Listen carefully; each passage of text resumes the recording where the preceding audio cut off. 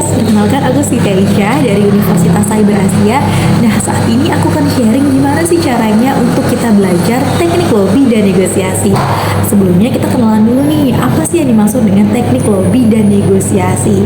Nah, yang dimaksud dengan lobby dan negosiasi adalah bagaimana cara kita untuk bisa mempengaruhi orang lain agar bisa mencapai tujuan tertentu. Sebenarnya apa aja sih hal-hal yang perlu kita perhatikan untuk bisa mencapai kesepakatan bersama?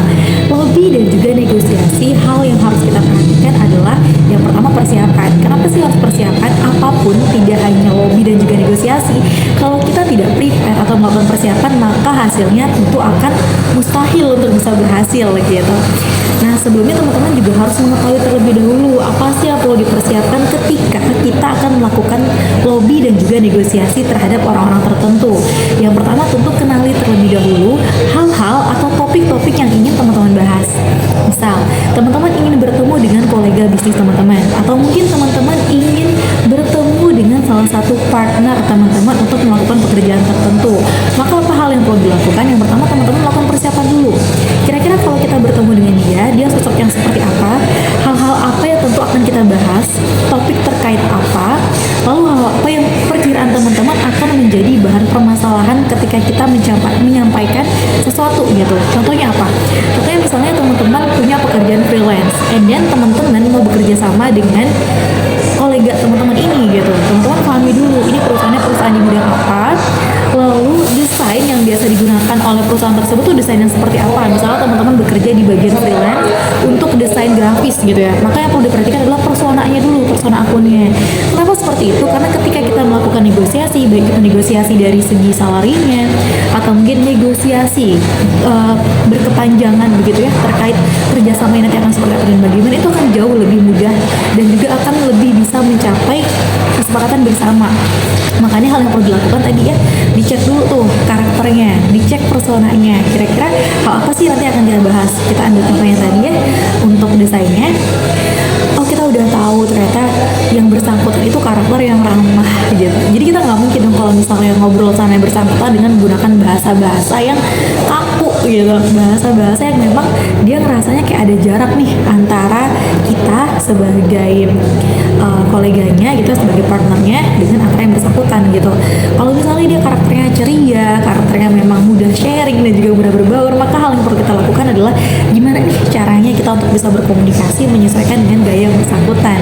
Karena teman-teman, kalau kita udah bisa berhasil mengambil hatinya, akan mudah banget kita untuk long last bekerja samanya gitu ya.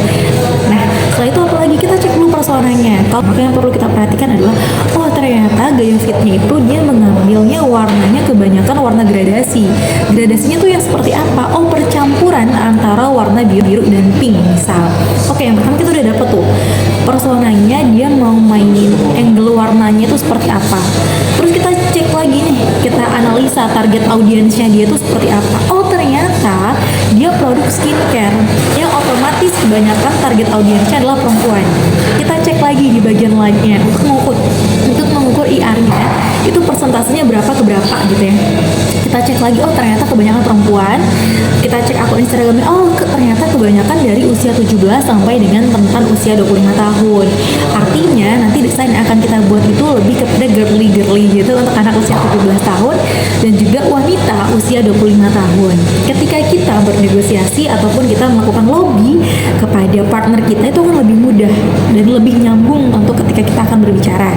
Misal kita menyampaikan, baik Bapak Ibu, sebelumnya terima kasih banyak untuk undangannya. Jadi sampaikan dulu terima kasih karena memang sudah mau nih untuk kita berbicara dan juga kita sharing sampai akhirnya nanti kita akan melakukan negosiasi kepada yang bersangkutan gitu. Jadi memang kita perkenalkan diri dulu dan juga ucapan terima kasih. Lalu hal-hal apa sih nantinya akan kita bahas begitu ya. Jadi yang pertama ucapkan dulu, baik Bapak Ibu terima kasih banyak sebelumnya untuk kesempatannya. Nah, sebelumnya saya sudah mengecek nih Bu di akun Instagramnya gitu. Misalnya nama akun Instagramnya Cleora Beauty. Kita sudah mengecek akun Instagram Bapak Ibu tuh akun Instagram Cleora Beauty ya Bu ya. Wah, ternyata keren banget nih.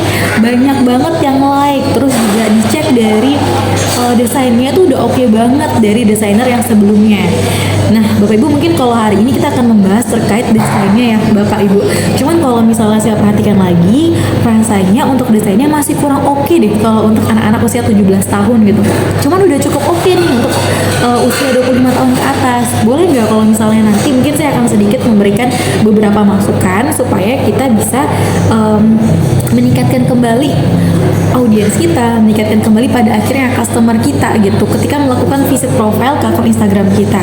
Nah, kalau kita sudah bicara seperti itu, otomatis dari yang bersangkutan merasa bahwa kita benar-benar prepare, kita benar-benar melakukan persiapan, bahkan kita menganalisa langsung hal atau topik pembahasan apa yang akan dinegosiasikan. Nah, teman-teman, jadi kurang lebih contohnya seperti itu ya. Ketika kita ingin melakukan negosiasi ataupun lobby, pastikan bahwa teman-teman itu siap terlebih dahulu. Siap dalam hal apa?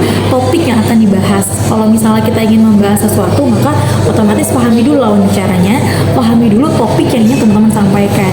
Kalau misalnya teman-teman sudah mempersiapkan itu, otomatis nanti kedepannya akan jauh lebih mudah untuk bisa mencapai negosiasi dan juga mencapai lobby yang memang teman-teman harapkan atau kesepakatan bersama yang tentu menjadi win-win solution untuk kedua belah pihak. Oke, mungkin hari ini kita belajarnya, kita sharingnya sampai sini dulu. Kita ketemu di video selanjutnya. See you next time and bye-bye.